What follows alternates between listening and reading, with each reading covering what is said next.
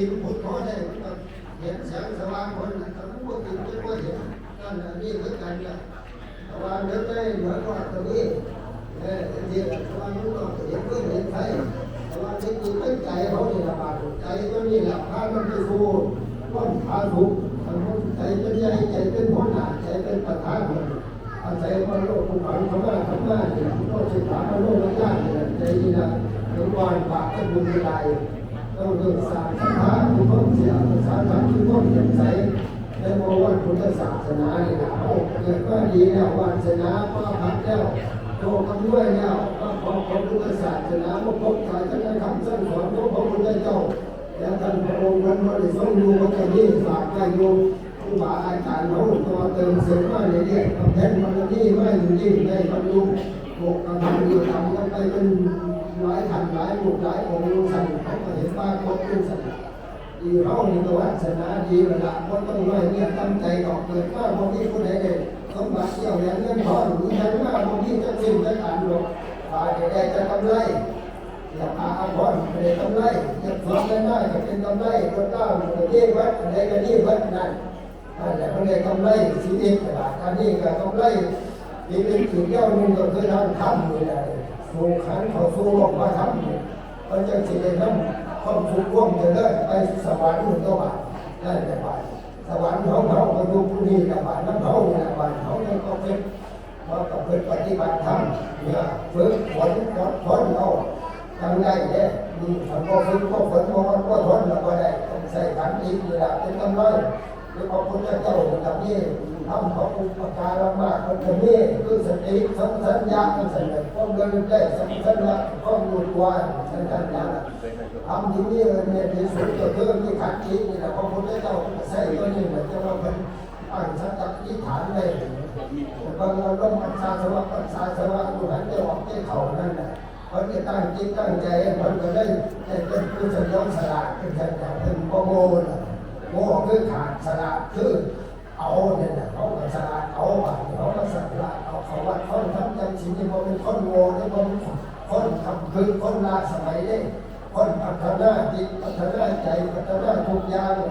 พัฒนาเพื่อชาติศาสตร์กษัตริย์พัฒนาเพื่อรัฐไทยทั้งของมันพัฒนาเพื่อประเทศเขียนแดนทองมันพัฒนาเพื่อพี่น้องของชาวไทยมัน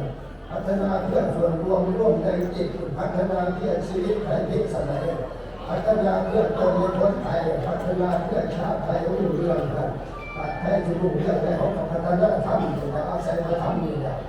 ชาวบ้านเขาก็เล่นหัวหน้าอันโนยาลุทัตตาหัตถะวะโตอุปภาคันวะกะวะรุกะโรมาเจ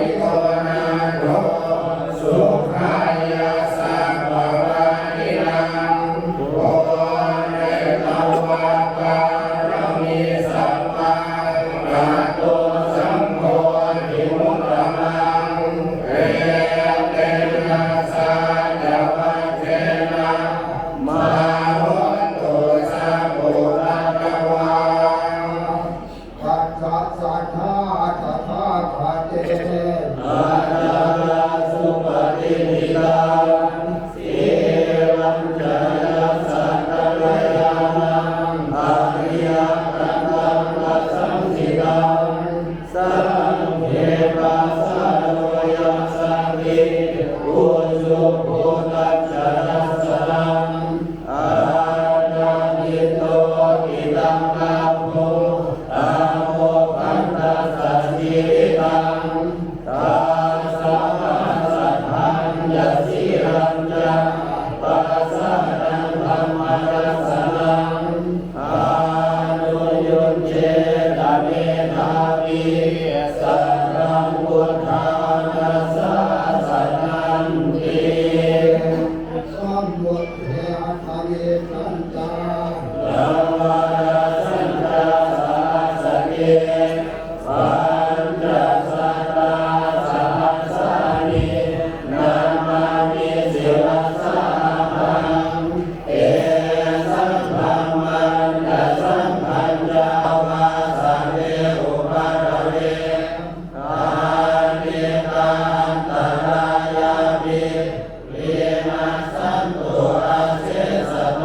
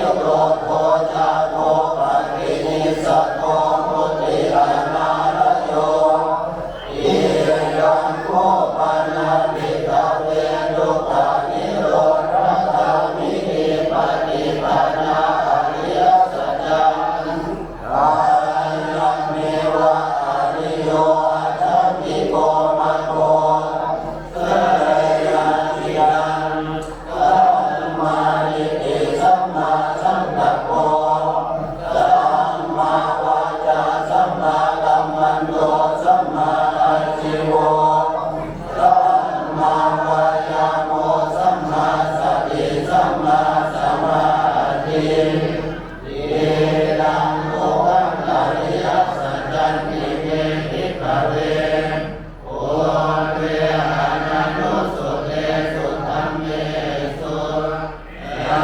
โมกุระปาริญาณังกุระปาริปัญญากุระปาริวิชชากุระปาริอาโรโกกุระปาริตังโคปานิยังนุตังอริยสัจจังปาริญญายันติเมวิกเวโอ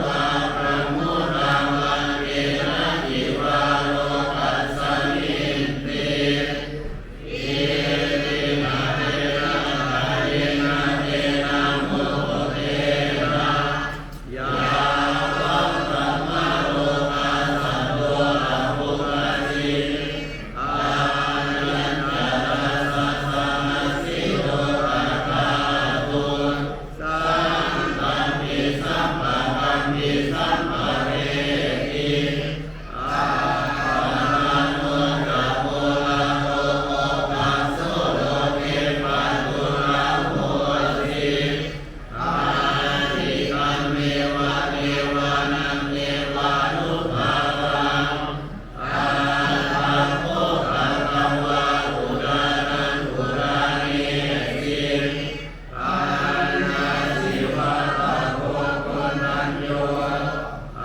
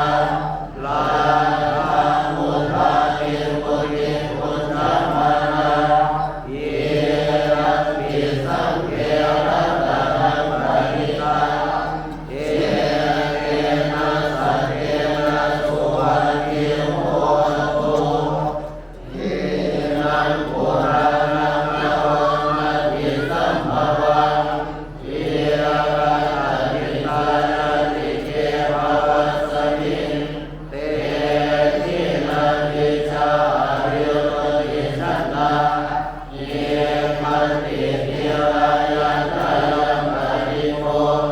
เยอังกิสังเกรัตนะโตตุ โอเตจายันตักขุอา เอตระระหะริสาวโนปัทวิปัมมาโสตังตันนามัสสามิหะริสาวนังปัทวิปัมมาสังกาย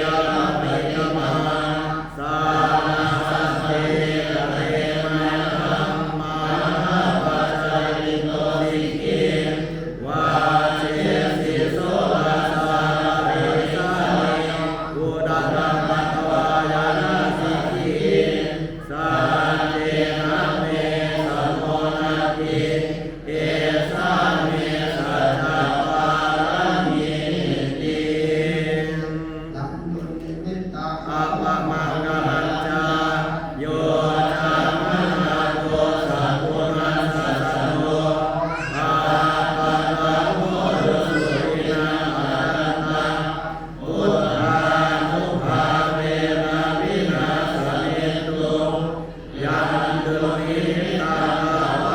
มะรัจจาโยจามหาโพสัพพุนัสสะสะโตดุสุปินาตันตังธัมมานุภาเวนะวินาศเมตุยันดุลิตังภวมะรัจจาโยจามหาโพสัพพุนัสสะสะโตปาปะกะโรดุสุปินาตันตังสังฆานุภาเวนะวินาศเมตุ สังกัตตวา พุทธารัตนังโอสถังอุตมังลาภังหิตังเทวามนุสสานังบุตตาเตเชนะสุขินานาสันตุปาตวาสัพเพดุมาตุปาสัพเพตุเตสัพพะวาพันธะรัตนังโอสถังอุตมังลาภังปาริลาหุอาสามังธัมมาเตเชนะโสทินานาสันตุลาตวาสัพเพพายานุปาสัพเพตุเตสัพพะวาสังฆรัตนังโอสถังอุตมังวารังอาหุเนยังปาหุเนยังสังฆาเตเชนะโสทินานาสัมตุปาตวาสัพเพโรกาโยปาสัพเพตุเต ยันติเจรัตนังโลเก วิจติวิริทังพุทโธราปานังพุทธาสมังนาทิตัสมาโสสุขีภวันตุเตยังกินเกียรัตนังโลเกวิจติวิริทังพุทโธราปานังธัมมาสมังนาทิตัสมาโสสุขีภวันตุเตยังกินเกียรัตนังโลเกวิจติวิริทังพุทโธรานานังสังฆาสังฆังนาทิตัสมาโสทิภาวันตุเต อัปปัตตาจริ ดุขาพยามัตตาจริยาโสอัปปันตาจริโสภาวุตุสะเมตุมานิโน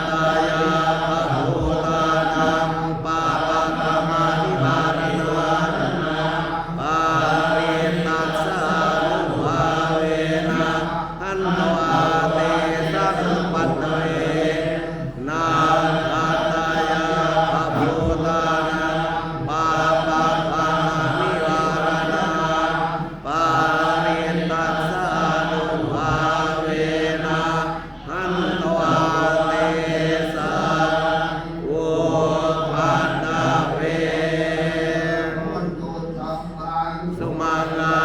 งราคันตุสัพพเทวตาสัมมาพุทธานุภาเวนะโสทิโหตุนิรันตรังโอตุสัมมังสุมังคลังราคันตุสัพพเทวตาสัมมาธัมมานุภาเวนะโสทิโหตุนิรันตรังโอตุสัมมังสุมังคลังราคันตุสัพพเทวตาสัมมาสังฆานุภาเวนะโสทิโหตุนิรันตรัง ขอโอกาสพ่อแม่ครูบาอาจารย์เป็นความเคารพกระบุจะได้เป็นการถวายผ้าไตรบังสุกุลในโอกาสนี้ขอเชิญเชิญคณะกรรมการได้นำผ้ามาเรียงไว้ด้านหน้าพระคุณเจ้าขอเชิญเชิญคณะกรรมการที่ได้เตรียมไว้โอกาสนี้ขอเจริญพรเชิญญาติโยมที่มีรายชื่อต่อไปนี้ได้เป็นผู้ถวายผ้าไตรบังสุกุลส่วนท่านที่ไม่มีชื่อในวันนี้กรุณารอวันพรุ่งนี้จะได้ถวายข้าวเพราะว่าจะมีที่ถวายอีกครั้งหนึ่งเพราะฉะนั้นท่านที่ชื่อไม่มีในวันนี้ก็รอวันพรุ่งนี้จะอ่านประกาศและถ้าท่านใดตกหล่นก็ให้มาแจ้งที่พระอาจารย์เป็นทองนะเพื่อจะได้ไม่เสียเวลาตอนนี้ก็รอให้คณะกรรมการได้นำภาพไปเรียงไว้ให้เรียบร้อยก่อนแล้วก็จะอ่านรายชื่อตั้งแต่ลำดับที่1ถึง36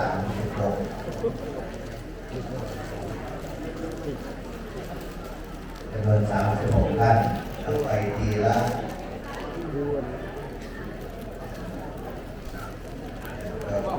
ขอให้จะโยมได้รอสักครู่เป็นนั่งเรียงอยู่ตามด้านหน้าพระพุทธเจ้ารอก่อนถ้าพอแถวสุดท้ายคนสุดท้ายไปนั่งก็ให้รอชุดต่อไปเพราะว่าไม่ได้นับจำนวนแถวหน้าขอให้รอประกาศชื่อแล้วให้เดินเข้าไปนั่งรอเลยนะยังไม่ต้องประเคนรอประเคนพร้อมกันได้แม่หารอินเสถียรเจริญพรเชิญได้เลยนั่งข้างหน้าพระสงฆ์รูปแรก2แม่สมสมัยโดมโคตรไปนั่งรอก่อนนะอย่าเพิ่งประเคน3แม่วิวรนันทสูตร4พ่อปฏิพลแม่ทิติพรการภูผา5นางรุเมณีนันทเสนา6แม่แสลมสุภาติ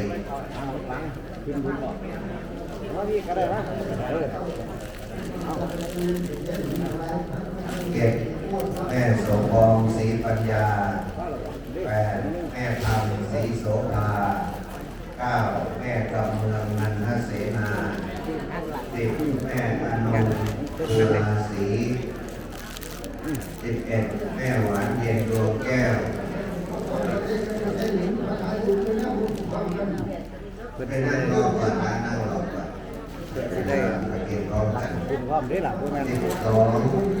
คุณนฤมลรักกมล13คุณขวันรักมั่งมีธนาเจริญ14คุณพัชราชัยทิพย์15แม่จันทาภูลายศรี16แม่สนวนภูลายศรี